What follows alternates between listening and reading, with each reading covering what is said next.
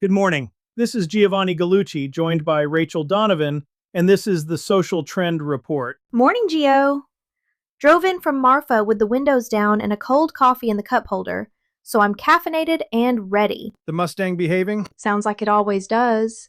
Loud and honest, which is more than I can say for most of my feed this week. Then let's get into it. Today, photo dumps that suddenly hit like video, the platform swallowing your edit bay whole, and the quiet news that fandom just became the thing everybody's buying.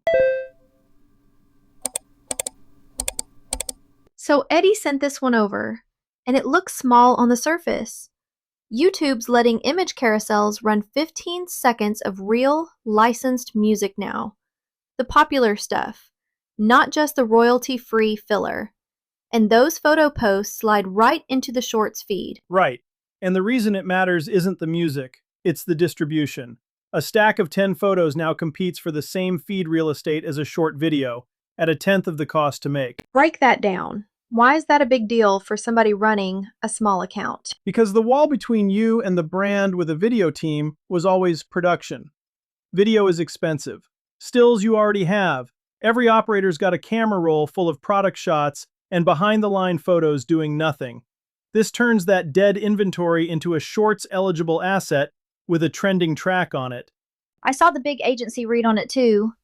New format. Let's go build a workflow. Retainer language. Of course they did. The holding companies will wrap anything cheap in a process and call it a line item. Ignore that.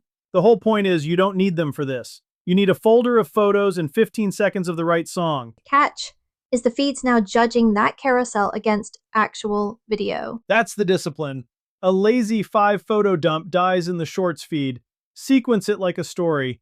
First frame is the hook, last frame is the turn, and you cut the photos to the beat of the track. Give me a repeatable version, not a one-off. Turn it into a franchise. 1 ingredient, 5 ways. Same template every week, different product, same music slot. You're teaching the feed to expect you, and you're teaching the audience to save it. Saves are reach now. A bookmarked carousel keeps working weeks after you post it. So build for the save, not the like. Every time. The like is a reflex. The save is a promise they'll come back. Design that last frame to be the one worth keeping. The reference slide, the little cheat sheet.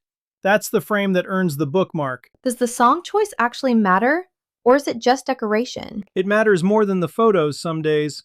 The track is the discovery engine now. A rising song carries the post into feeds that never heard of you, same way a trending sound does on a reel. So pick the song like you're picking a headline, not background noise. And if you get the custom soundtrack tools, build one hook you reuse every week so the sound itself becomes yours. And this hits product brands harder than personal accounts, right? Way harder. A founder's face already travels. A product shot didn't, until now. If you sell something you can photograph, you just got handed a video tier slot for the inventory you were already sitting on. The brands that win this are the ones with a full camera roll and no excuse left. Okay, 3 things you can actually do this week. 1. Go mine your camera roll tonight. Build 1 carousel from photos you already shot, 10 frames, ordered like a story, and pin a trending track to it. 2.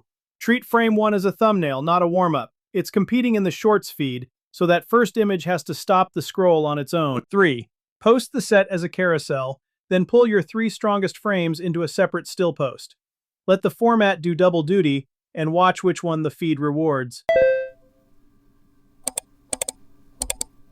Second one, and Kendall's been tracking it. It's happening everywhere at once. X just bolted green screen recording into its own video editor. Meta's Edits app added auto-translated captions. Every platform is racing to keep you editing inside its walls. And here's the part nobody says out loud. Native tools get native favor. A clip made and posted inside the app tends to outreach the exact same clip exported from a third-party editor. The platform knows what it built. So the move is stop leaving the app to edit? For a lot of creators, yeah. Green screen is the single most used reaction format on Earth, and now you shoot it on X without a separate tool. That's React and Explain video with the friction gone. The caption thing jumped out at me too.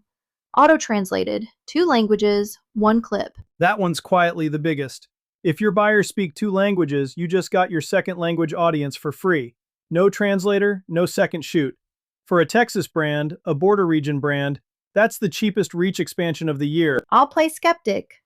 Machine translation still mangles a joke. It does, so you read it before it ships. The tool drops the cost to near zero, but a human eye still owns the finish, especially on anything with a regional turn of phrase. And watch the flip side. Meta's already charging a subscription for smart glasses features you paid for in the hardware. The free tools are bait. Use them while they're free, but don't build your whole house on rented land. What about somebody who's camera shy? Green screen still means your face on screen. Not always. Green screen a chart, a headline, a competitor's ad, and talk over it with just your hands and your voice if you want. The format's a commentary engine, not a beauty contest. You react to something on screen, and the thing on screen carries half the load. And building the whole habit inside one app. Does that lock you in too hard? It's a bet, sure. X video reach is less predictable than YouTube or Instagram, so don't go all in on the volatile one. Build the native habit where your audience already lives, and treat the newer surfaces as cheap tests, not your foundation. Say I turn the captions on. How do I actually build that second language audience? And not just caption into the void? You treat it like its own room. Pin your first comment in that language, answer the replies in it, and run a short recurring series aimed straight at those buyers. Captions get you in the door. Showing up in the language is what makes them stay. One clip a week where the second language leads instead of follows, and you'll watch a whole new segment start turning up in your comments. Here's what to actually do with all of that. 1. Pick your home platform and shoot your next 3 videos, start to finish, inside its native editor.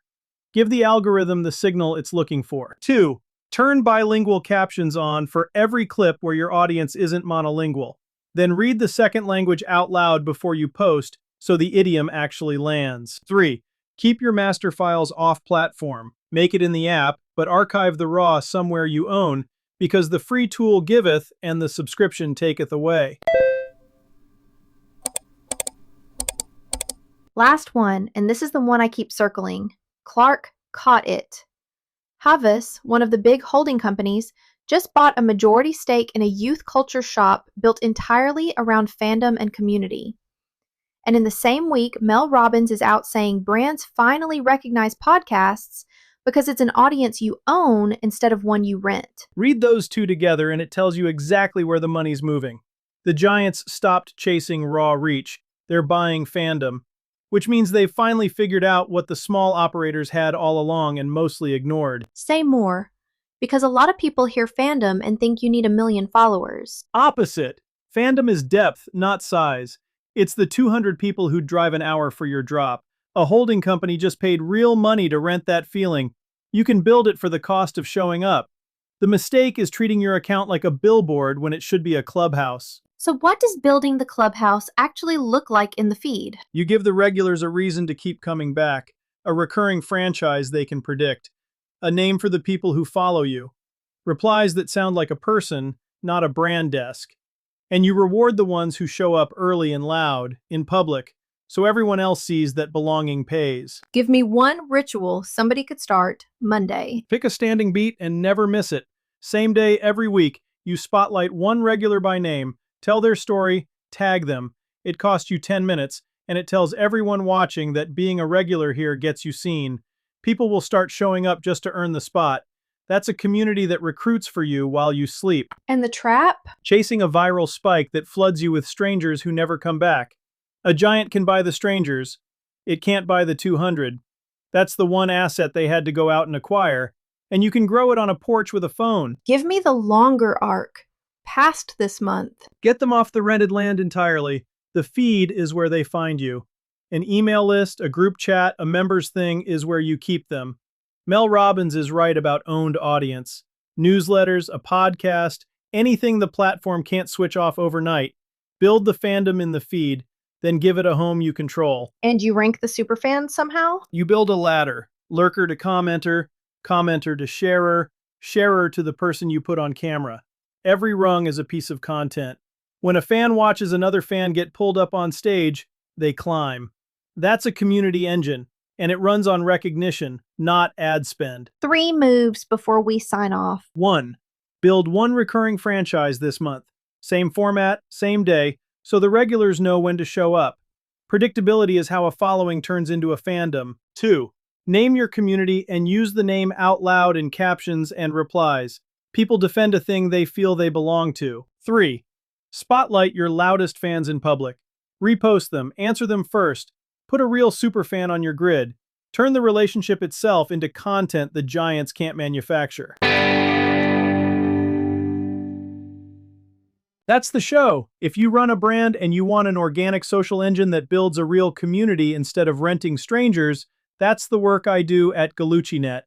Strategy, content, the whole stack, built for operators who compete with the big guys and win on point of view. Bring me your account and let's make it a clubhouse. Find me at gallucci.net or DM at gallucci.net on Instagram or LinkedIn. Talk next week.